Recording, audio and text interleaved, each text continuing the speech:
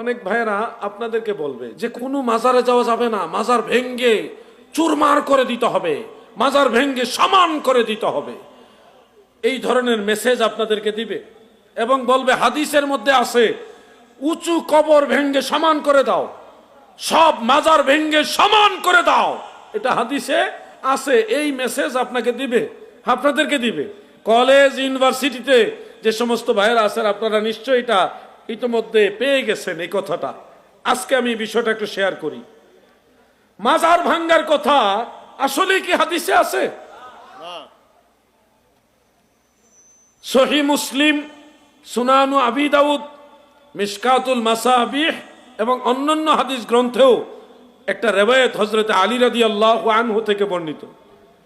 তিনি একজন তাবেঈকে বলছেন, আমাকে আল্লাহ রাসূল সাল্লাল্লাহু আলাইহি সাল্লাম যেই কাজ করার জন্য আদেশ দিয়েছিলেন আমি তোমাকে সেই কাজ করার জন্য আদেশ দিচ্ছি, যে মূর্তি পেলে ভেঙ্গে চুরমার করে দিবে আর উঁচু কবর পেলে সেটা ভেঙ্গে সমান করে দিবে।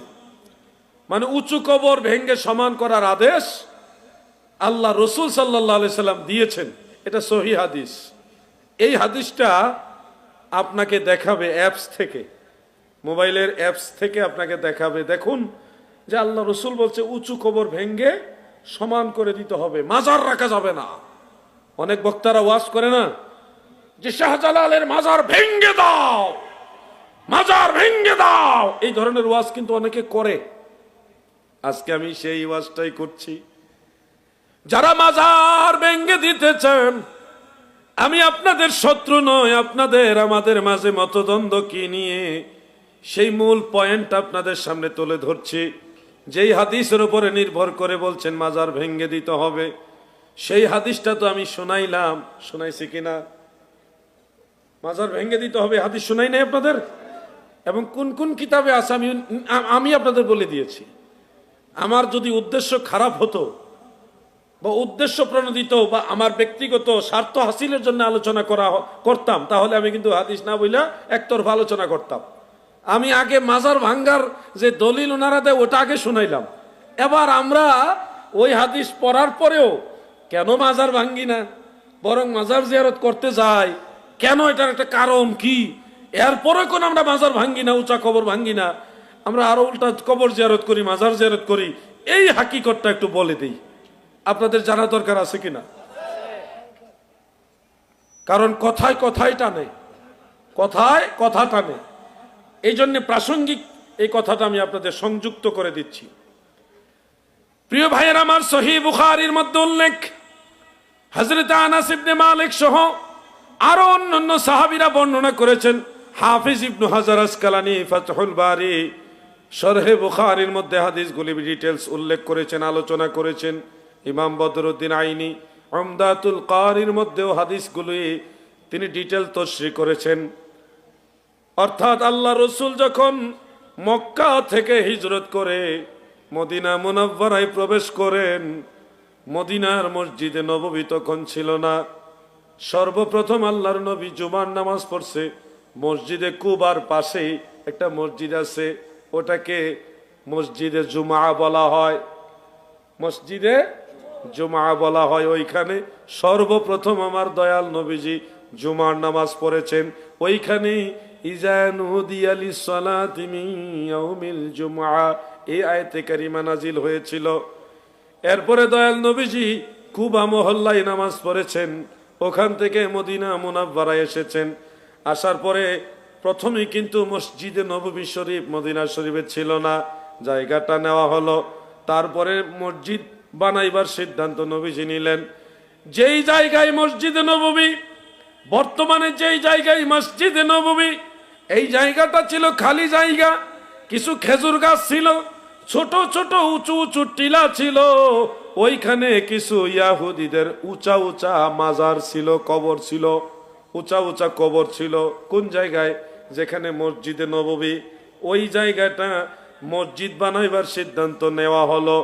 যেখানে খেজুর গাছ আছে, ছোট ছোট উঁচু টিলা আছে, আর উঁচা উঁচা ইহুদিদের কবর আছে। তিন জাতের জিনিস পাওয়া গেল ওখানে। 1 নম্বরে খেজুর গাছ, 2 নম্বরে উঁচু উঁচু টিলা, 3 নম্বর কি? সবাই বলেন 3 নম্বর কি? উঁচু উঁচু কবর। এই কবরগুলি কি মুসলমানের না ইহুদিদের? জোরে বলেন কাদের? আমি বানায় বলছি না, এটা সহিহ বুখারীর হাদিস। আমার লেখা বইগুলির মধ্যে আমি সবগুলি হাদিস সনদ সহকারে উল্লেখ করে আইমাই কারাম মুহাদ্দিসিনে কারামের আকওয়ালগুলি আমি সুন্দরভাবে তুলে ধরেছি। সেই ইহুদিদের কবর, উঁচা উঁচা কবর আর উঁচু উঁচু টিলা, খেজুর গাছ, এগুলিকে প্রথমত আল্লাহ রসুল বললেন খেজুর গাছগুলি কাটো, কাটার পরে এগুলি আবার ওই মসজিদে নববী বানাইবার জন্য যে খুঁটি দেওয়া লাগে, খুঁটির কাজে লাগছে। দ্বিতীয়ত নবীজি বলেছেন উঁচু টিলাগুলি সমান করো, ছোট ছোট উঁচু উঁচু টিলা আছে এগুলি সমান করো। তৃতীয়ত আল্লাহ রসুল বলেছেন উঁচা কবরগুলি ভেঙ্গে সমান করে দাও। ওয়াজ যদি বুঝে থাকেন আমাকে বলুন তো, উঁচা কবরগুলি ভেঙ্গে সমান করে দাও, কথা ঠিক, হাদিস সত্য, কিন্তু বলুন তো এই কবরগুলি কাদের কবর ভাঙ্গার কথা বলা হয়েছে? খুব সূক্ষ্ম পয়েন্ট। হাদিস ভুল না, হাদিস ঠিক, কিন্তু আপনাকে মেসেজ দেওয়া হচ্ছে ভুল। উঁচু কবর ভেঙ্গে সমান করে দেওয়া আল্লাহ রসুলের আদেশ, আদেশ সঠিক, কিন্তু মুসলমানের কবর ভাঙতে আল্লাহ রসুল আদেশ দেয়নি। ইহুদিদের কবর ভাঙ্গার আদেশ আল্লাহ রসুল দিয়েছে। সেই ইহুদিদের কবর ভাঙ্গার হাদিস এখন আল্লাহর ওলিদের মাজার ভাঙ্গার বিরুদ্ধে ব্যবহার করা হচ্ছে। এই হইল হাকিকত। এবার বুঝতে পারছেন রহস্যটা? বুঝতে পারছেন? এই জন্যে আমরা জানি কোনটা ইহুদিদের হাদিস আর কোনটা মুসলমানদের হাদিস। মুসলমানদের কবরগুলোর মধ্যে সাহাবীদের কবর আল্লাহর নবীর নিজের পরামর্শে নবীজির নির্দেশনায় দেওয়া হয়েছে। সাহাবীদের কবরগুলো প্রায় 1 হাত উঁচা, উটের পিঠের মতো কুঁজু ছিল, উঁচা ছিল।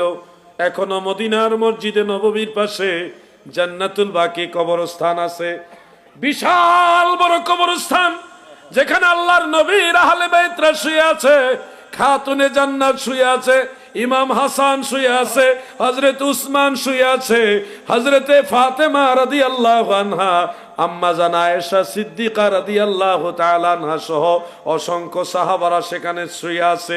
ও আমার যুবক ভাইরা, আমার মুরব্বী বাবারা গো, মদিনার সেই জান্নাতুল বাকি কবরস্থান যদি দেখেন, এখনো দেখবেন সেই কবরগুলি সমান নয়, একটু এইভাবে উঁচা, উটের পিঠের মতো কুঁজু করা, উঁচা করা। অতএব উঁচা কবর ভেঙ্গে সমান করে দাও, এই হাদিস যে মুসলমানের কবর ভাঙ্গার হাদিস না, তার প্রমাণ হলো অসংখ্য সাহাবীদের মাজার, মুসলমানদের কবরগুলি সমান নয়, বরং একটু উঁচা আছে। সুবহানাল্লাহ।